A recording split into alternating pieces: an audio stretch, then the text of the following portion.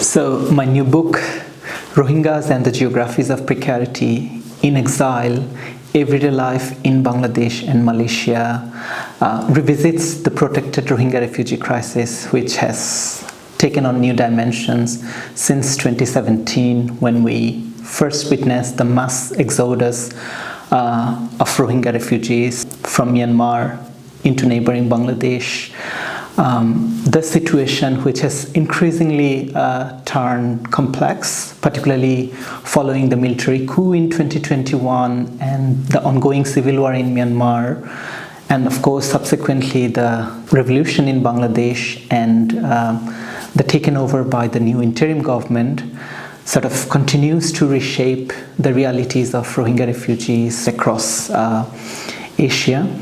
So rather than looking at the crisis only through a humanitarian or legal lens, I focus on how precarity manifests in multiple interconnected ways through identity, legal status, space, mobility, gender, and labor. In order to do that, I introduce the concept of interconnected geographies of precarity to explain this complexity that are discussed in this book.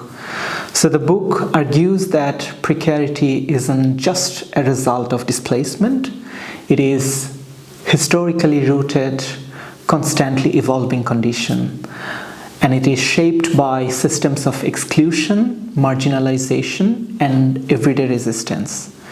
Precarity, as I argue, cannot be studied in isolation or as a one-way outcome of the displacement. Instead, it is complex, non-linear, multifaceted, and transitional.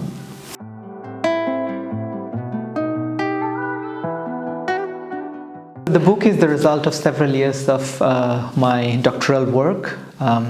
So the field work in particular I conducted between 2020 to 2023. It includes qualitative interviews, ethnography, digital ethnography, and I conducted the field works in 2 countries, in Bangladesh and Malaysia.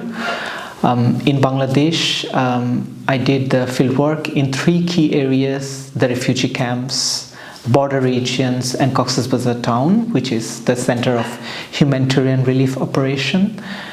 In Malaysia, my fieldwork focused mainly on urban areas, contrasting Bangladesh, of course. So I did the fieldwork in Kuala Lumpur and Penang, as well as in Changlong town, which is a bordering town near Thailand. So my own background as a Bangladeshi, as someone coming from Cox's Bazar, deeply shaped my research, my engagement with the research participants.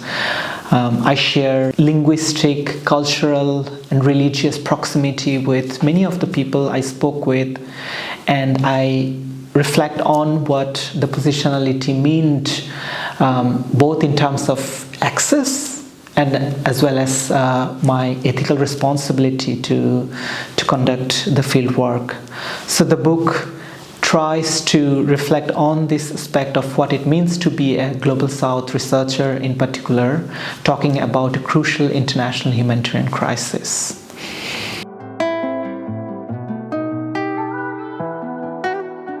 So when we talk about the book's major contribution, one of the key contributions, I believe, is that the book goes beyond the refugee camps in Bangladesh. Much of the discourse often stops there, but I wanted to expand and explore how Rohingya refugees navigate in urban areas of Malaysia. So this comparison, I think, brings a nuanced understanding about the protracted refugee crisis. So this multifaceted and multi-sided approach enabled me to show precarity as a continuum, not as a single experience or outcome, but as something shaped across different spaces, identities, and power relations. The book also offers historically grounded approach that shows how the roots of marginalization in Myanmar shape Rohingya lives in exile. As I look at how they interact with host communities, how refugee governance operates, and how inclusion is often selective. At the same time, I highlight the persistent xenophobia, racism, and everyday discrimination that Rohingya people face, especially in Malaysia, despite the broader narrative that we often hear about the Muslim solidarity in the region. And another important angle in the book is, of course, the role of borderlands. They're not just geographic boundaries, but also, at least in my work, comes up very strongly that these are zones of power, mobility, resistance, restrictions, and negotiations.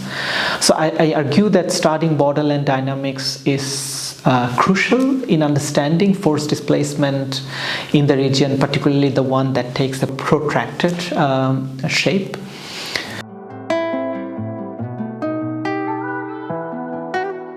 So one area I wish I could explore more deeply is, of course, the gender dimension of precarity.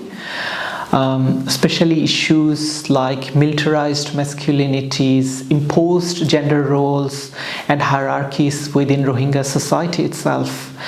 Unfortunately, the pandemic, lockdowns, and the visa restrictions in Malaysia sort of made it difficult to conduct that aspect of the field work. But I must say, in my current work, the research project that I am involved with is heading towards that direction. So I'm now focusing more specifically on gender and power in context of forced displacement, building on the foundations of this book.